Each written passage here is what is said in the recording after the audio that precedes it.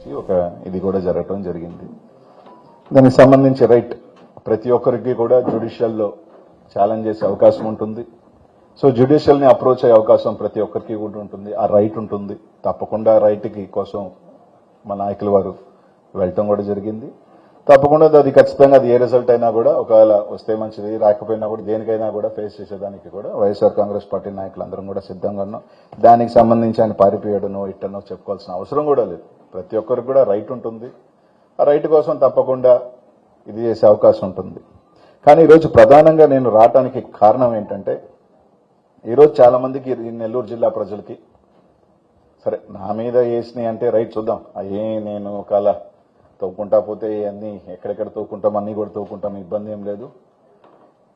ఎవరెవరు ఉన్నారు, ఎవరెవరు చేసుకున్నారు, తవ్వుతా పోతే అన్నీ కూడా బయటకు వస్తాయి, ఏం ఇబ్బంది లేదు. అనిల్ కుమార్ యాదవ్ సైదాపురంలో అడుగుపెట్టాడా, గూడూరులో అడుగుపెట్టాడా, మైనోనర్ని పిలిచి మాట్లాడా, ఏ రోజైనా మైనోనర్తో కలిసి మాట్లాడా, కనీసం మైనోనర్లకు ఎవరికైనా ఫోన్ చేశాడా, లేదా ఎవరికైనా ఫోన్ చేశాడా, అన్నీ కూడా తెలుస్తాయి, ఏం ఇబ్బంది లేదు. కానీ కూడా అది ఎలా జరుగుతా అలా జరుగుతుంది.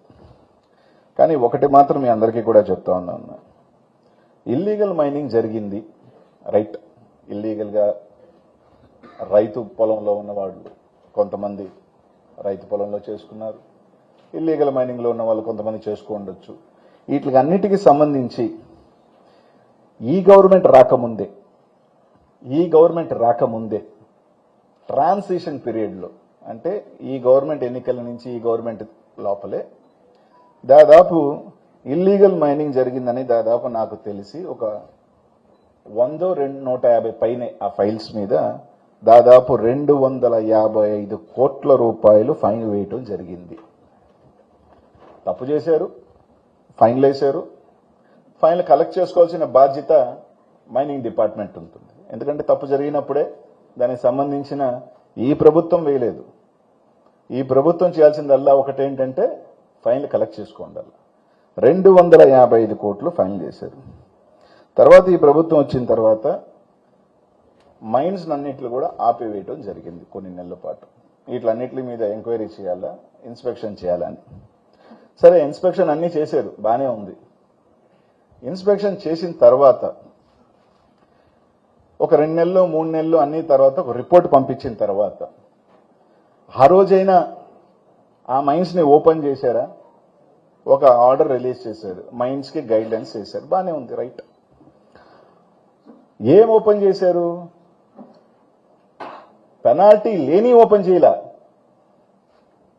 ఇక్కడ ఒక గమ్మత్తైన విషయం ఏంటంటే పెనాల్టీ లేని మైన్స్ ఓపెన్ చేయలే, పెనాల్టీ ఉన్న మైన్స్ని ఓపెన్ చేశారు. సరే ఓకే, దాన్ని కూడా రకరకాల కారణాల మీద ఓపెన్ చేసుకో ఉండొచ్చు, నేను కాదని. కానీ ఈరోజు గోవర్ధన్ రెడ్డి గారి మీద కేసు పెట్టేక ముందు ఈ జిల్లాలో ఏం జరుగుతుంది,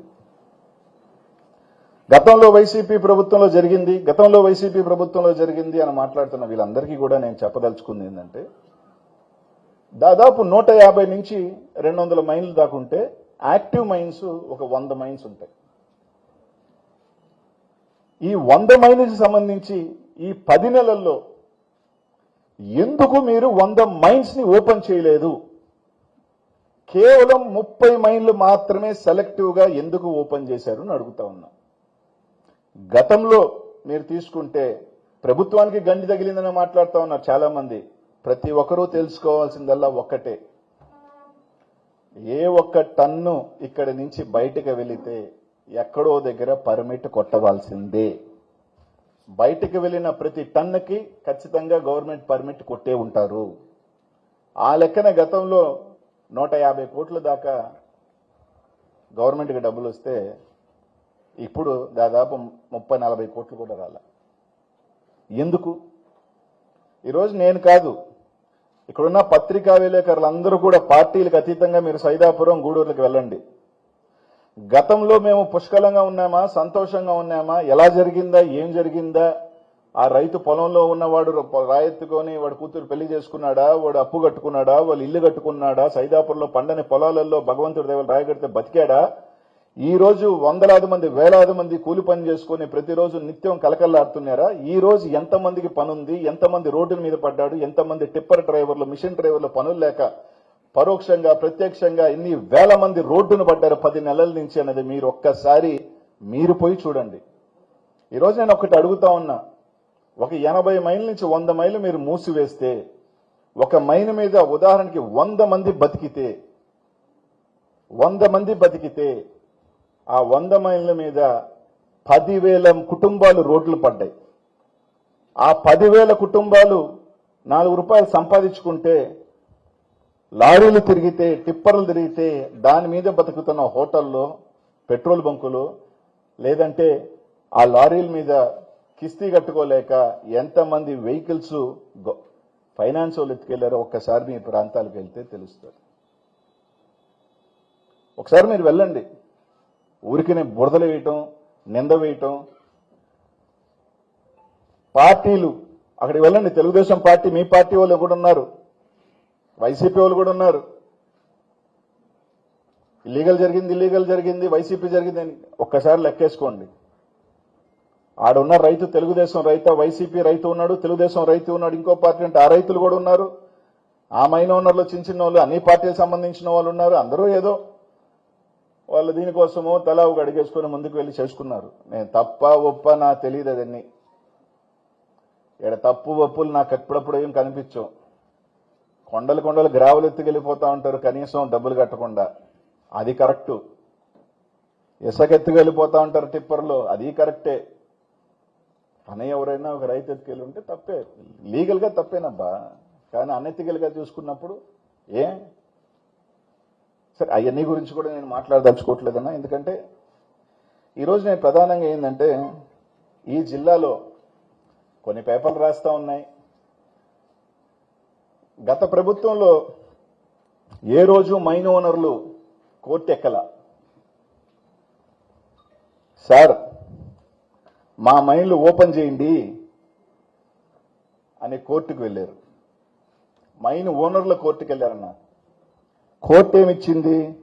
జనవరిలో కోర్టుకు వెళ్తే ఫిబ్రవరి 10వ తేదీ కల్లా మీరు యాక్షన్ తీసుకొని ఏమన్నా ఉంటే ఓపెన్ చేయండి అంటే అదిగో ఇదిగో అన్నారు. లాస్ట్కి మైన్ ఓనర్లు కంటెంప్ట్కి వెళ్ళారు.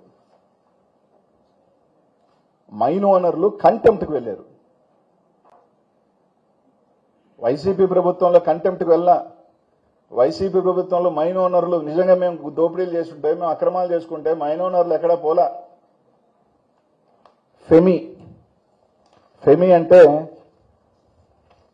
ఒక మినరల్ ఇది association, federation of mineral industry, FIMI ఇండియాకి సంబంధించిన వాళ్ళు ఒక లెటర్ రాశారు.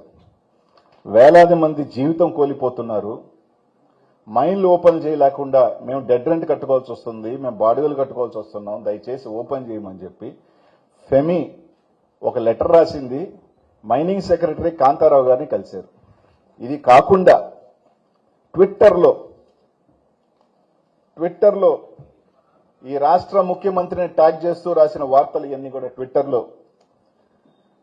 ఈ రోజు మీరు పర్మిట్లు ఇవ్వటం లేకపోవటం వల్ల ఎంత నష్టం వచ్చింది, ఏ విధంగా మీరు మైనింగ్ సెక్టర్ని ఇబ్బంది పెట్టి ఎంతో మంది జీవితాలు నష్టమైపోతున్నాయి అని చెప్పి ఈరోజు మీరు అవన్నీ కూడా ఫెమి రాసిన లెటర్లు అవన్నీ ట్వీట్స్ ఇవన్నీ మీరు చూడండి అన్న. ఏది కూడా అనిల్ కుమార్ యాదవ్ ఒకరి మీద బురద జల్లే కార్యక్రమము, ఏడకొచ్చి ఇంకొకరి మీద బురద జల్లే కార్యక్రమము నేను చేయట్లా. ఇది అన్నీ కూడా రికార్డెడ్ ఎవిడెన్సెస్. ఇవన్నీ కూడా ఇదే కాకుండా మందాకృష్ణ గారు సంబంధించిన ఒక మాదిగ రిజర్వేషన్ పోరాట సమితి వాళ్ళు నెల రోజుల క్రితం కాంతారావు గారిని, అంటే మైనింగ్ సెక్రటరీని కలిసి వాళ్ళు, సార్ మా సామాజిక వర్గం డైలీ లేబర్లుగా, టిప్పర్ డ్రైవర్లుగా వాళ్ళందరూ జీవనాధారాలు బతుకుతున్నారు. ఈ రోజు ఆ మైన్ల మీద నెల జీతాలతో బతుకున్న వాళ్ళందరికీ మా పనులు లేవంటూ వాళ్ళు టెంపోలు వేసుకొని పోయి పామూరుకి వెళ్లి కంప్లైంట్ చేశారు. ఇదిగోండి అన్న, ఇదేం అనిల్ కుమార్ యాదవ్ కంప్లైంట్ చేయించలా. కృష్ణమాదిగ గారు పెద్ద ఆయన కొద్దిగా ఇప్పుడు టీడీపీ ప్రోగానే ఉన్నారు అనుకుంటున్నా, పోరాటాలు చేసే పెద్ద ఆయన కొంచెం ఉన్నాడు. ఈరోజు వాళ్ళకి సంబంధించింది చేసింది ఇది అనిల్ కుమార్ యాదవ్ నిందే. ఇట్లా ఇవన్నీ కూడా ఇవన్నీ చూసిన తర్వాత ఏంట్రా ఈ ముఖ్య కారణం, దీని వెనకాల ఎవరు బడా బడా నాడు నడుస్తున్నారు అంటే, ఒకసారి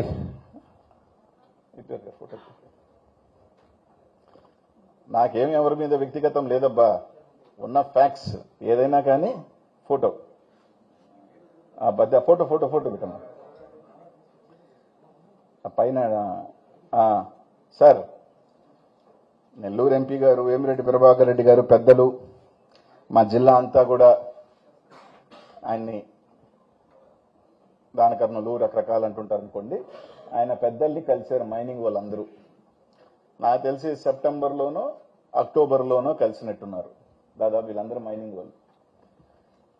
నాకు తెలిసి మైనింగ్ వాళ్ళు కలిసి సార్ మా ఓపెన్ చేయండి, మేము ఇబ్బంది పడుతున్నాం అని రకరకాలు అడిగినప్పుడు ఆయన చెప్పిన మాటలు, ఈ కొంతమంది మైనోళ్ళు నాకు చెప్పిన మాటలబ్బా, నాకు తెలుసు మైనింగ్ కష్టాలు, నాకు తెలుసు మైనింగ్ ఇబ్బందులేంటో, నాకు అసలు సంబంధమే లేదు దీంట్లో, ఈ రకరకాల పేపర్లో వస్తున్న వార్తలకి ఎలా వస్తున్నాయో నాకు తెలీదు, కొంతమంది నా ప్రత్యర్థులు రాయిస్తున్నట్టున్నారు నా మీద వరవలేక, ఇప్పుడే నేను మంత్రి గారికి ఫోన్ చేసి చెప్తాను మీ ఓపెన్ చేయమని చెప్పి, కాబట్టి మీకు ఎటువంటి ఇది లేదు, కాబట్టి మీరు ధైర్యంగా వెళ్ళండి, మిమ్మల్ని అండగా ఉంటాను అని చెప్పాడు ఆయన ఎంపీ గారు. ప్రజాప్రతినిధి గెలిచిన ఎంపీ గారు ఇది చెప్పారన్నది నేను విన్నా, నాకు తెలిసిన ఇన్ఫర్మేషన్. సరే కలిశారు, ఆయన చెప్పారు, పాపం వీళ్ళందరూ కూడా మంత్రి గారిని కలిశారు. ఓపెన్ అయిందో లేదో నాకు తెలియదు, నెల్లూరు అందరూ మళ్ళీ ఎందుకు రోడ్డు ఎక్కుతున్నారో నాకు తెలియదు, ఇక్కడి నుంచి డీడీ ఆఫీస్ కూడా వెళ్ళారు. ఇదంతా అయిన తర్వాత కంపెనీది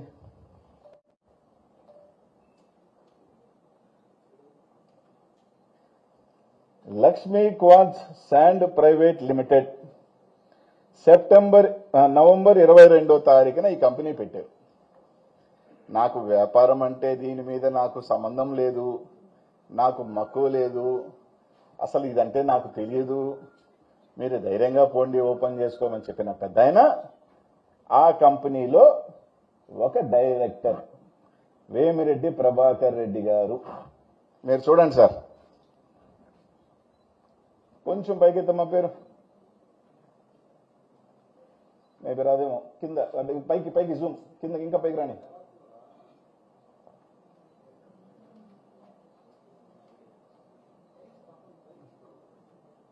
సర్లే అది కూడా చూసుకోండి కింద. వేమిరెడ్డి ప్రభాకర్ రెడ్డి గారు నాకు సంబంధం లేదని చెప్పిన వ్యక్తి, నాకు ఎలాంటి తెలియని వ్యక్తి, ఆయన ఒక కంపెనీ పెట్టారు, ఆ కంపెనీలో ఆయన డైరెక్టరు. ఇక్కడితో ఆగింది అనుకోవట్లా, దాదాపు గతంలో 20 నుంచి 25 మంది ఎక్స్పోర్టర్లు ఉన్నారు, 25 నుంచి 25 మంది ఎక్స్పోర్టర్లు ఉన్నారు. ఈ రోజు ఎందుకు ఒక ఎక్స్పోర్టర్ లేడు, ఒకే ఒక ఎక్స్పోర్టర్ ఉన్నాడు. ఎవరా exporter? Lakshmi quartz private limited. అలా పైకి వెళ్ళు, పైకి పైకి పైకి, ఇంకా ఇంకా కిందకి కిందకి కిందకి కిందకి. మీరు చూడండి అబ్బా, ఒకే ఒక కంపెనీ ఎక్స్పోర్ట్ చేసింది,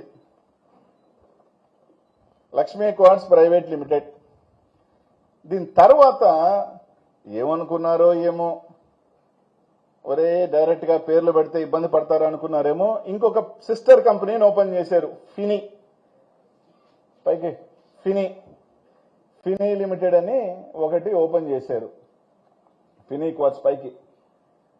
ఈ ఫినీ క్వార్ట్జ్ లో విజయ్ కుమార్ రెడ్డి, ఈయన ఎవరో నేను చెప్పాల్సిన అవసరం లేదు, పత్రికా విలేకరు అందరికీ తెలుసు ఆయన ఎవరింట్లో ఉంటాడో ఎప్పుడు ఉంటాడో అని. విజయ్ కుమార్ రెడ్డి ఎవరింట్లో ఉంటాడో, ఎవరి దగ్గర ఉంటాడో, ఎవరికి చాలా ముఖ్యస్తుడో నేను చెప్పాల్సిన అవసరం లేదన్నా, మీ అందరూ ఎంక్వైరీ చేసుకోవచ్చు. మన్నెమాల విజయ్ కుమార్ రెడ్డి ఎవరు అనేది. అలాగే పైకి వెళ్ళి కిందకి కింద కింద కిందకి తీరా చూస్తే మళ్ళీ ఎవరు ఎక్స్పోర్ట్ చేశారు అంటే ఒకే ఒకరు ఎక్స్పోర్ట్ చేశారు, అది ఫినీ క్వార్ట్జ్.